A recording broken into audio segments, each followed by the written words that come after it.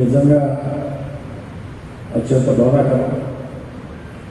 ఎందుకంటే నాకంటే సాయి 4 సంవత్సరాలు వయసులో వచ్చినవాడు.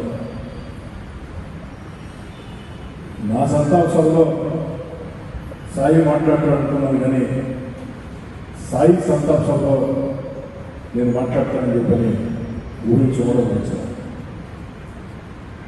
2 రోజుల ముందు సాయి వ్యక్తిగతంగా కలిశాడు, తరచుగా నన్ను కలుస్తుంటాడు, చాలా పుస్తకాలు ఇస్తూ ఉంటాడు. ఆ యొక్క పుస్తకాలకు సంబంధించి ఏదైతే నాకు ఆసక్తి ఉన్న పుస్తకాలు చదివే అలవాటు ఉంది. సాయి మొదటి రోజులో చనిపోతున్నా నేను కారులో మినీ బైపాస్ రోడ్డు వెళ్తుంటే సాయి నన్ను చూడాలి, కానీ ఎన్టీఆర్ పార్క్ వద్ద స్వామి వివేకానంద గారి విగ్రహం వద్ద కాళ్ళకి పూలు పెడుతూ సాయి కనిపించారు. ఆ పక్క రోజు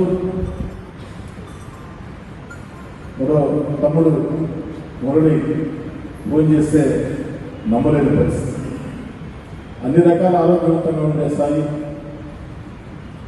మనసులో కానీ శరీరంలో కానీ ఎలాంటి కల్మషం లేని సాయి, ఎలాంటి దురలవాట్లు లేని సాయి గుండెపోటు అనేది నమ్మలేని విషయం.